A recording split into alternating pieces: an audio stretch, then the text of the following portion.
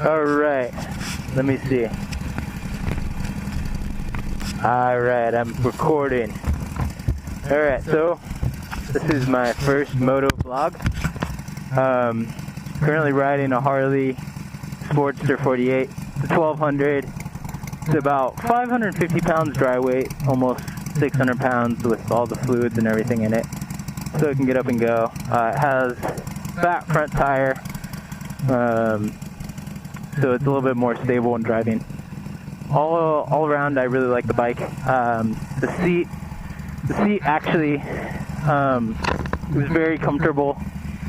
I love the seat. People who don't have the aftermarket seat complain that the suspension system is a little too stiff. So when you hit bumps and stuff, it doesn't feel too good. But with this seat, I actually have no complaints whatsoever about the suspension. So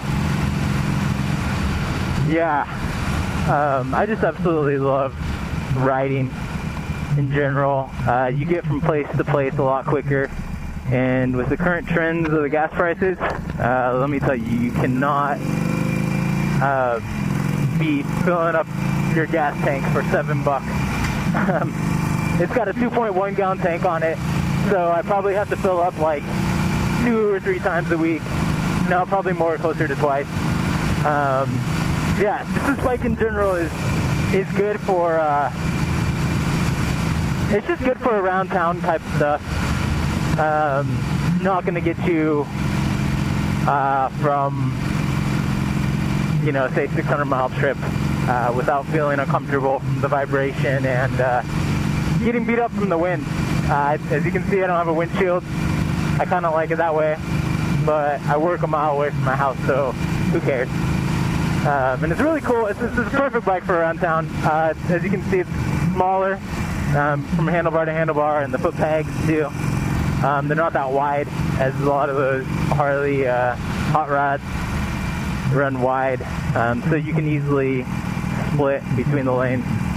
Quite nice, especially when you're at a stoplight and you can just get to the front of the light and make sure you make the next light. It's always it's a good feeling. Yeah. See if we can. I don't like splitting on turns. Just because it's kind of, yeah, you have to go quick and a little uncomfortable. I'm still figuring out the bike. I've only had it for like 3 months, so I've put a good 2,500 miles on it though, so I definitely have been enjoying it. I have a car, but who needs a car when you got a bike, right?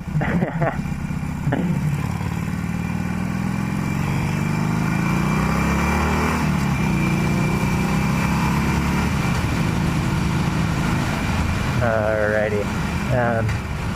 Yeah, so today I wanted to talk about living abroad and some of the benefits and awesomeness of living abroad. Personally, I have been to, 7 or 8 different countries. I've been to China.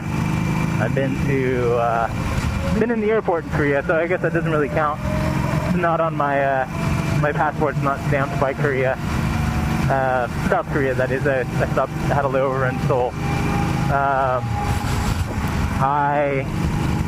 Let's see, what else? Been to Mexico, of course. I've been to El Salvador twice. Been there for 6 weeks one time, and went there for 10 months the next. So that's actually where I did most of my abroad living. I actually haven't lived anywhere else. I just visited. I've been to the Dominican Republic. I have been to, let's see, Nicaragua, Honduras. I haven't been to Guatemala. Been in the airport in Panama. I didn't get my stamp, so I guess that really doesn't count. And then Costa Rica, which by far was my favorite country that I've been to. It's just absolutely incredible there. I love skateboarding, and so me and my buddy actually, we brought our skateboards when we were visiting there, and we got off the bus in San Jose, and immediately we saw guys on skateboards just downtown, and they're like, "Hey, follow us to the skate park," and we were just skating down the middle of the main street, dodging traffic with these locals, and it was like completely normal for them, and it was a blast, absolutely a blast. So, of all the places that I've been, I'm not like a world traveler by any means, but out of all the places that I've been, it's Costa Rica is definitely the coolest place that I've been.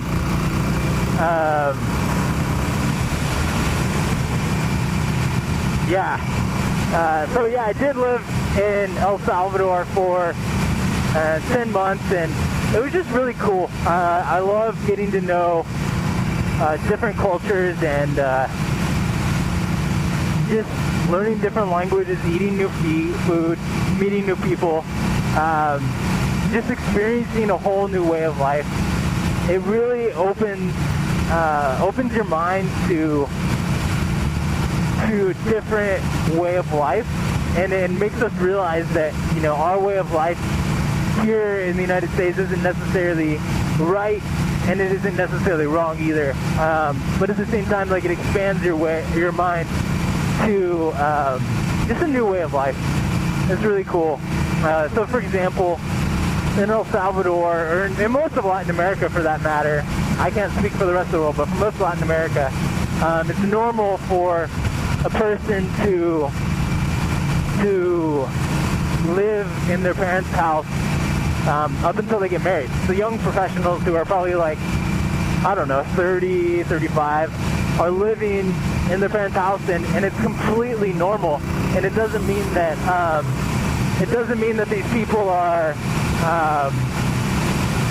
lazy or not doing anything. Because, like, now I think if we think of a person who's probably, this is just stereotyping, obviously, if we think of a person who's in the States, who, you know, still lives at their parents' house when they're 30 or 35, generally, our minds go straight to someone who, you know, isn't working and is lazy and those kinds of things, which in El Salvador is totally not the case. In most of Latin America, actually, it's not the case. Because the family unit there is actually, it's cool because the family unit's actually more tightly knit. And here in the States, we tend to be a little more independent. And it's not that one's right and one's wrong, but it's cool that you can see the benefits and kind of downfalls of both sides of it. And so I think there's like things like that, or just like some things that you pick up when experiencing other cultures in more than just like a week-long vacation or staying. This is actually one of my pet peeves is when people travel abroad and they stay at these like all-inclusive resort type places. Let me tell you right now, you're not actually experiencing the culture. You're not actually seeing what people do or live on a daily basis. Those are what's called tourist traps. And tourist traps are probably my least favorite thing that are in other countries. Because you're not experiencing the real authentic thing. It's like a wall. It's like a fake facade. You're in that country, but you're experiencing America in that country is really what you're doing. If you want to experience the real culture, go stay at a hostel. Go stay at, maybe you can stay at a nice hotel. But look for hole-in-the-wall restaurants. Look for authentic places. Learn. Oh, you probably don't have to learn the language, but talk to people on the road. A lot more people know English than you would think. Man, this guy's riding my tail. Things like that. I don't know. That's just kind of my tips from what I've experienced abroad and what I enjoyed. And I love the adventure that comes from just being in another cultural context. It's more freeing, and it allows you to experience things that you normally wouldn't experience here in the States. For example, one of my favorite one of my favorite festivals, the things that I did in El Salvador, was called Bolos de Fuego. After you're done with this video, you should look it up on YouTube. It's absolutely insane. People there, they wad up t-shirts and tie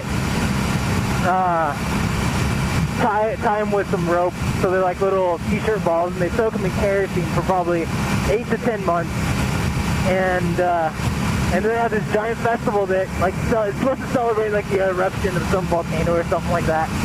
And they have this festival, and it's supposed to celebrate the eruption of this volcano. And they basically light these balls of t-shirt on fire and play dodgeball with them. It was absolutely exhilarating. The crazy thing about this is, like, anyone who, you know, when they were a kid would spray Axe on their hand and then light it on fire kind of knows that it doesn't actually burn you, but what it does is it burns the kerosene or the Axe off of your hand. It's still hot, but you're not on fire forever. So that's, someone's smoking right now. I can smell it. It's disgusting. That's not good. I smell, yeah. Yeah, anyways, they light these balls on fire, throw them at each other, and the crazy thing is, if you were a kid and you played with a wet tennis ball ever, and you remember throwing it, and then when it hit the ground, it would start rolling. It would start rolling, and there would be a trail of water that would spray off of it. Well, the same thing would happen with these t-shirt balls when they hit the ground. And I quickly learned that the best way to play this dodgeball game was to actually throw the ball on the ground towards the other team, because it would spray off the kerosene. Looks like they're doing a jump. Spray off the kerosene and create this giant wall of fire. And yeah, I actually had to run through a few of the walls, and one time I slipped and the kerosene got all over my pants. My pants caught on fire. It was absolutely, I don't know how to describe it. It was absolutely exhilarating, scary, but also fun at the same time. And it's funny because, like, there's like a bunch of people lined up. There's a bunch of people that are like lined up. Where is it, like along this giant road, and so like you're playing this giant dodgeball game, and your goal is to push all the other people kind of back. It's not necessarily that you have to hit them. And anyways, there's people lined up like on each side of the street. There's thousands and thousands of people there. And anyways, all the spectators come running out and jump on this gringo that doesn't really know any Spanish at that point in time, because I was there for like, at that time I'd probably been there for like 2 or 3 weeks. They come and run and jump on me to put out the fire, and it was just crazy. But there's no way you would experience anything like that here in the States. And it's kind of cool. It's actually really cool to get out of, you know, your comfort zone and experiencing something that is just different culture, different way of life, not necessarily right, not necessarily wrong. It's just different. And I think that, in a way, it actually gets us outside of ourselves and allows us to grow in ways that we didn't know would be possible. So, yeah, this is the best part about having a motorcycle. You just, like, whoop, whoop, whoop, right through here. And I'm going to hit that next light, too. I'll probably make it.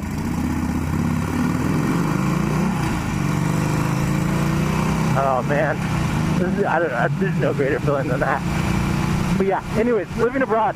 It's super awesome, really healthy for you, and it just gives you an opportunity to experience a different way of life. I think most people, I mean, here in America, we are like the richest people to ever walk the earth. We have the ability to travel. I think we should take it. I think every opportunity you have, just to experience something different, whether it's food or people, or it just gives you an opportunity to step into someone else's shoes and see life through their eyes, and in the process makes you a more wise and understanding person.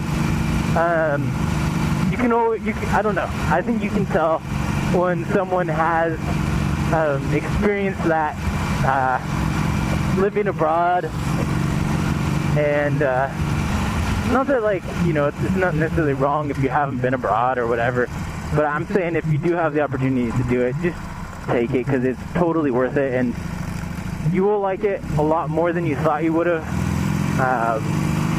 Or maybe you won't, and maybe you'll be uncomfortable, and that'll be good for you too. So either way, I think it's what's good for you. Yeah, coming to the end of my ride here. So my plan for this vlog, if you will, vlogging, is to create a moto coffee vlog. I didn't talk about it today, but I am absolutely a coffee connoisseur. I love coffee. I plan to actually start up my own roasting company here in the near future, and so I'm actually going to release some videos too that show people how to make good coffee. I think it'd be kind of cool to educate people on coffee making, and also just I don't know, create an awareness of the business that I'm creating, and create an awareness of just good coffee in general. Because I think if people are given an opportunity to drink good coffee or burnt coffee, people are going to choose the good coffee. That's just my thoughts. So anyways, yeah, I'm at my destination, trying to fit in here. Another benefit of a motorcycle, you can park wherever the heck you want. Pretty sweet. But yeah, I'm out. Cool.